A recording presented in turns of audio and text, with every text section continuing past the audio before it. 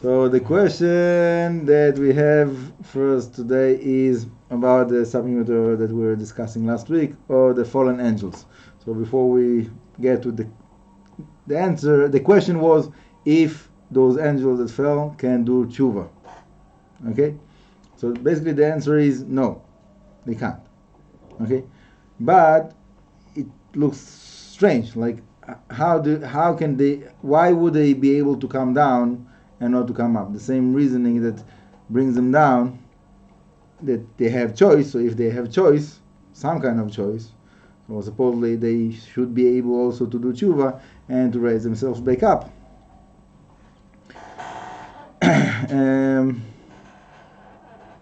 So maybe theoretically it could have been like possible to hear it.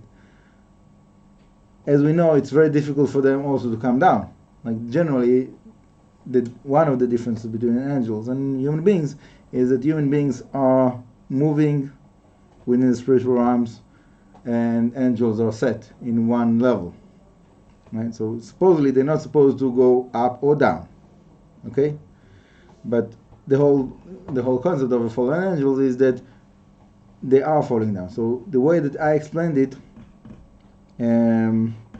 that what makes them to fall down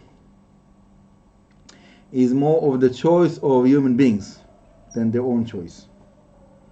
By the choice of human beings, the human beings are causing the angels to fall down. Okay? Sounds strange? Yes. Okay. So let's go back. Okay. I gave an example for that from Daniel, the prophet Daniel, that he lived in the palace of Nebuchadnezzar.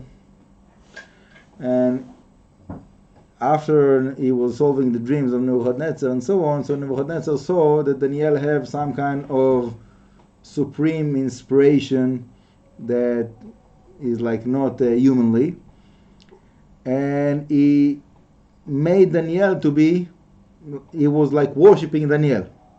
He made Daniel to be Avodah Zarah. Yeah? Made Daniel to be idol worship. Obviously Daniel was a like big righteous man, right? One of the biggest righteous people that the Am Yisrael had. But yet, the choice of Nebuchadnezzar to make idol worshipping out of him made him to be an idol for that purpose. Yeah? Very strange, right? But so obviously it's not the same kind of judgment for Daniel, for angel, whatever, but we can learn from here that the concept of fallen angels is a lot to do with human beings. So it says that from time of Enosh, so that was the beginning of the idol worshipping, and the Rambam explains in the beginning of the Halachot Avodah Zarah that the people there, they saw that there is angels. They had like the spiritual sight to be able to see the angels or feel the angels, whatever it is, and they said, if Hashem put those ministers to be in charge of those different things of the creation, so it must be that Hashem wants us to worship them, to give them honor. And they started to worship them. And in the beginning, they had good intentions. Wrong actions, but good intentions. After a while, they forgot about Hashem and they just like got more and more involved with the idol worshipping. So to my understanding, and to be honest, I don't have like very solid, clear source for that. It's my understanding, from my observation, that is basically the point of falling angel. That it comes from choice of human beings.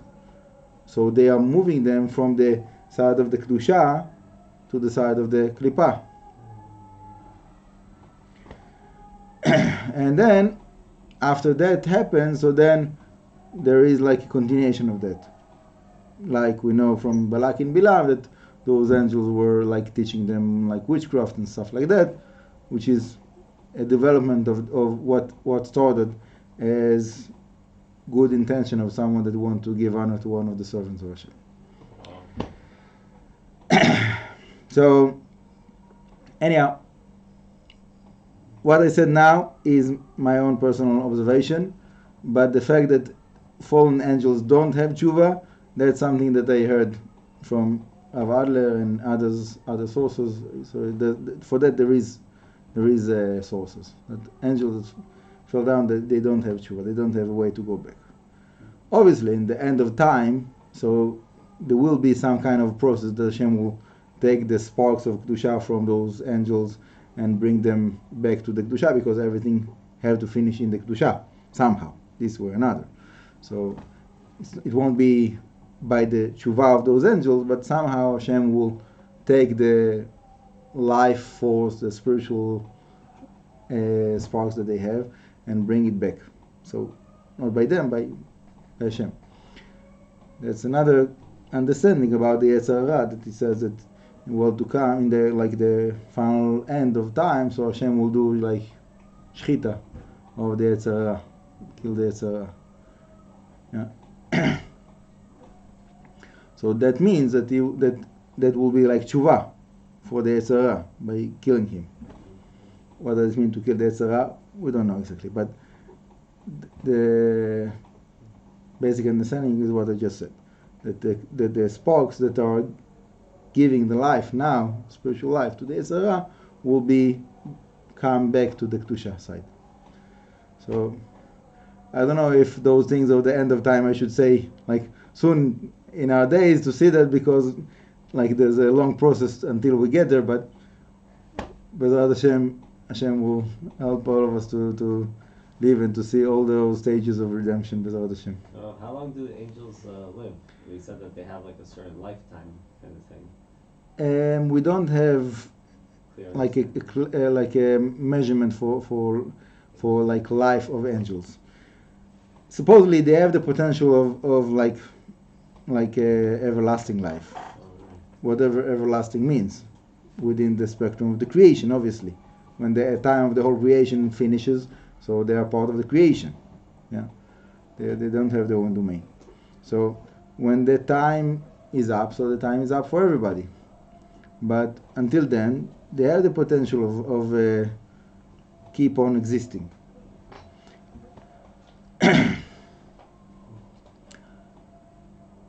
Death by angels is not, obviously it's not physical, because they don't have physical body, right? Yeah. So basically it means that what I just explained, that Hashem is taking out the sparks that are holding their being, the existence, and moving to elsewhere.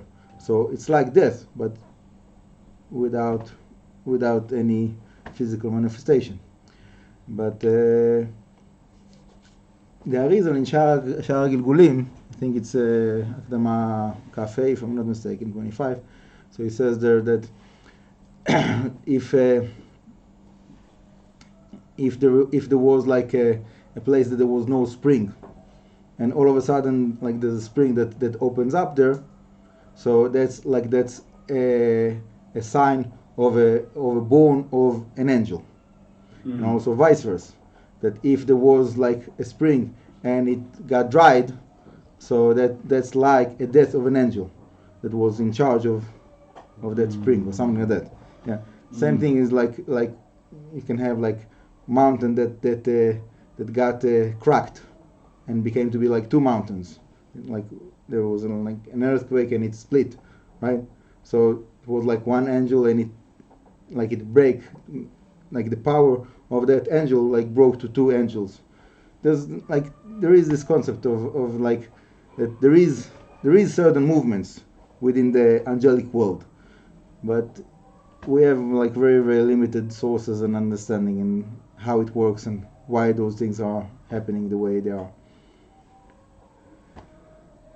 So there's such thing as angels splitting as well. That's what you're saying. Yeah. So generally it doesn't happen. Yeah, it's not something that is like, it's not, and again, it's something that is spiritual. It has also like a result within the physical, like I said about spring or anything like that. But all of those different things, anything that is happening within the physical have also root within the angelic world. Yeah. good, bad, whatever it is, right? We say that every word that we say is like creating angels. Every mitzvah that we do, creating angels. Every negative, like prohibition, is also creating a negative angel, right? So there is like creation of angels all the time. If somebody did like a negative act, prohibition, create a negative angel, and then he did Teshuva for that. So as if he's killing that angel. Yeah? In Kiryat Shema Lamita it says that like someone that is like saying like Kiryat Shema Lamita strong and with all the meditations there, so there is a potential of like killing like many negative angels that were created from like spilling seed and stuff like that. So we definitely have this concept, but again, how does it work exactly? It's very hard to explain. The simple explanation is what I said before, that those sparks of holiness that are giving them life is moved to elsewhere. Nothing is lost. Everything, all those sparks is like recycled within the spiritual realms. Yeah. So yeah, that's for some people. Those things are like very occupying their mind. For me, I must say that it's not very much so. Like I know that it exists. I'm aware of that, but I'm not so interested to what's like, I'm not so curious to know like how many angels I have like right now, like in this side, how many I have in that side, like what's up with them, and like what happened last night when I did Kiryat Shema Lamita, how much, like I know that it happens, and I know that there is like all kinds of movements with it and that, but what I'm trying to focus on is my relationship with Hashem. So those angels, they do whatever they need to do. That's they're doing their mission. I'm trying to make sure that I'm doing my mission. Lord Hashem, Baruch Adonai Le'olam, Amen v'Amen.